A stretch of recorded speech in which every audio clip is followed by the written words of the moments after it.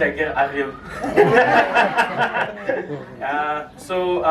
My name is Bonginkosi. I am from a small town in the Free State called Velkom.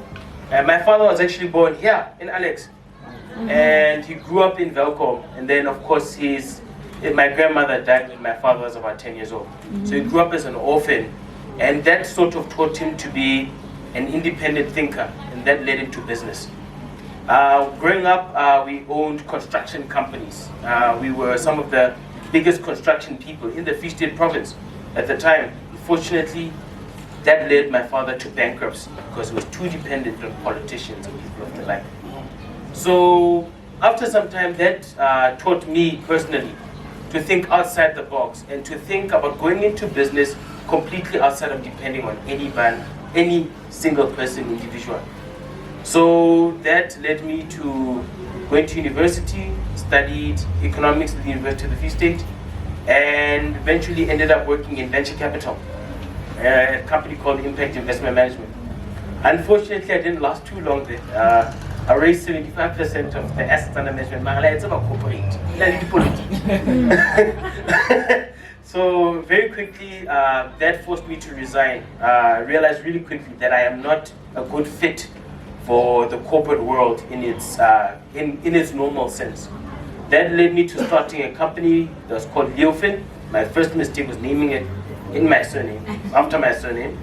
And that company was specifically founded to assist people who are in property investors, developers and the like, in the structuring of their assets so that their tax is as low as possible. And that when they pass away, all their assets could go to the next generation. Right, without having to, and reducing what we call death tax, right? So I founded this company, partnered up with some of the biggest law firms in Africa, right? But the problem is, with working with the big law firm, is that the volume of business that you bring is just too small, right? So, for example, we would meet up with a client, right? I remember we met up with a client, this client loved our product, and we sat with them, we proposed how they can structure their assets and so forth. And the lawyer sat there with me and said, you know what, we can produce this in 5 days. Oh, fantastic. 3 months later, it still wasn't there.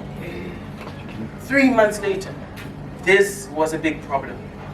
We really quickly also understood when we got our first client that even the fees that they were charged were very different from our initial agreement.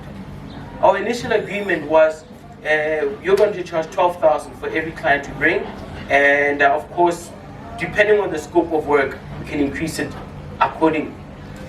The moment money came in, all of a sudden it's 20,000, and we're charging the client 25. So this person wanted to take as much as 90% of all the company's revenue. I mean, that is ridiculous. So that's what we went through, and. By going through this process and iterating through the different products as we went by, we realized really quickly that cash flow started becoming a problem because we were literally working for these lawyers. And so we then decided to pivot from what I call asset structuring to renewable energy finance. And that was even worse. It was way worse. We moved from at least a month making about 2 contracts, getting about 2 contracts a month to none, forcing us to actually start spending a lot more money on our employees while they're bringing no revenue in. We moved from 6 employees when we moved from 0 to 6, and then eventually moved to nothing, where I'm alone in the company today. It was rough. It was rough. And I learned one of the things I learned from this that's so fundamental is that when you're going into business, it's very important to research beforehand. Because you think that based on your idea, that your pricing will be correct, and the processes that you're going to bring in and your costs will be fine. You create your models and so forth, but this is all from imagination until you go into the market and you discover that, oh my goodness, the market does not like you. The market, they say the market is not fair. No, the market is extremely fair, and the way the market works is that it's extremely brutal too.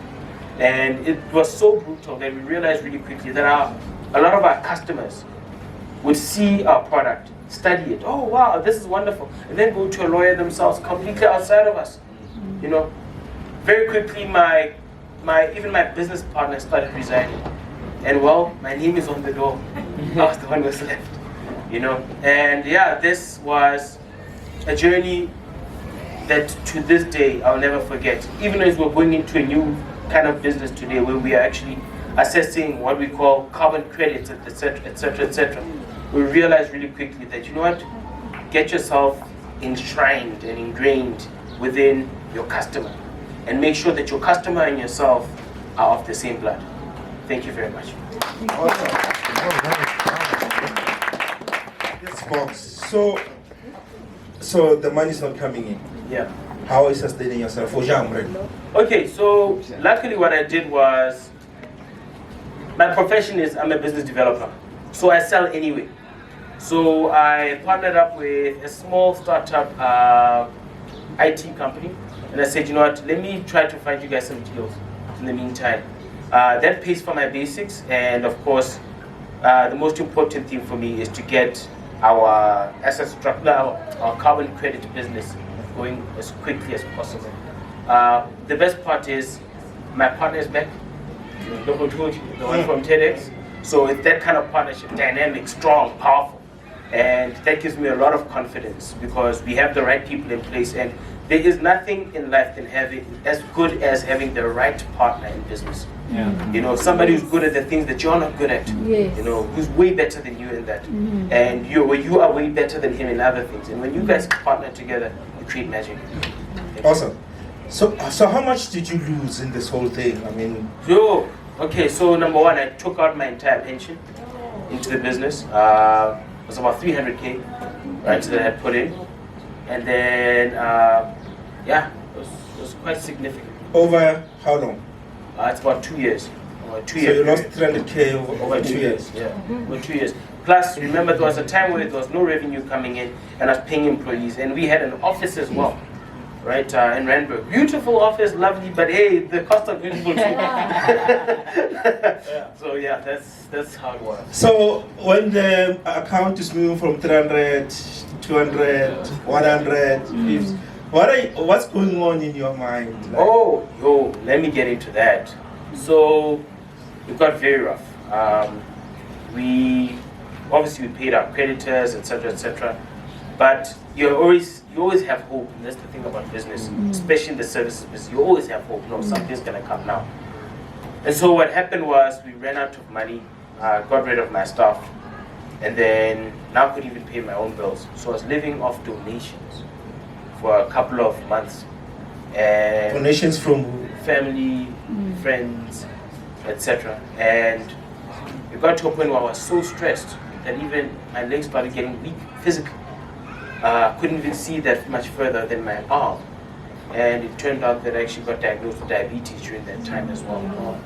So it was a rough period, and the road to recovery is now. No, let's stay in the rough period. Yeah. So when you are there, what are you saying to yourself? I mean, you've got people around you who could have helped you. Yeah. You know, did you reach out, or did you think you can solve this yourself? So most of the time, I mean, there's a reason why you're an entrepreneur. You're a self-starter. And most of the time, because you're a self-starter, you think you can get out of there yourself, right? So when you are when you're meeting up with people and you're asking for this and that and that, very quickly your pride starts waning. But the best part about entrepreneurship is that the more you work, the more people you meet, and the more people you meet, the more opportunities come. And so that's how I was actually able to get to the point where, okay, these people can support my basics while I'm working and helping them with this. But the main thing here is to get back to that business. And that's what's been really helpful. I mean, the worst period was about when we start, I mean, like, for example, you would get an order from a client to say, okay, you know what, we think we can help you with this. Can you guys please come through? We urgently want this. I did my quotes and so forth, 155,000. But then remember, oh, this lawyer is unreliable. You go to other lawyers, but you don't find those specialists as easily. So that was the difficult part afterwards. So that's what made us change the business. So are you well now? Oh yeah. No, oh yeah, big time. You know, like the most important thing is having faith and praying and making sure that you can hear the word of God, because it keeps you positive and it grows your faith. Because the most important thing to us as people, especially as people in business, your faith is what you need all the time. Without the faith, you can't work. So that's why. So I mean, someone is probably in that hole now, in the dark hole. What's your advice to them? I mean, what do you say to them? They can't see any positivity. There's no light at the end of the tunnel except out of an incoming trade. What do you say to somebody who's now in the dark? It's funny you asked me that question, because literally after I leave here, I'm going to meet somebody who's in that place. So my client is 300,000 in a week. It's crazy, you understand? And I have to basically give them advice. And I said, the most important thing is to continue to keep taking risks and get out more when it's tough. Go out, organize to meet with the most intimidating person out there, right? The billionaire, meet with them, give them your ideas, sit down with them, show them where you're going. And most of the time, they know somebody who can potentially help you out of that problem. And listen to Dr. Miles Monroe. All right. Can we give it up for Bongs?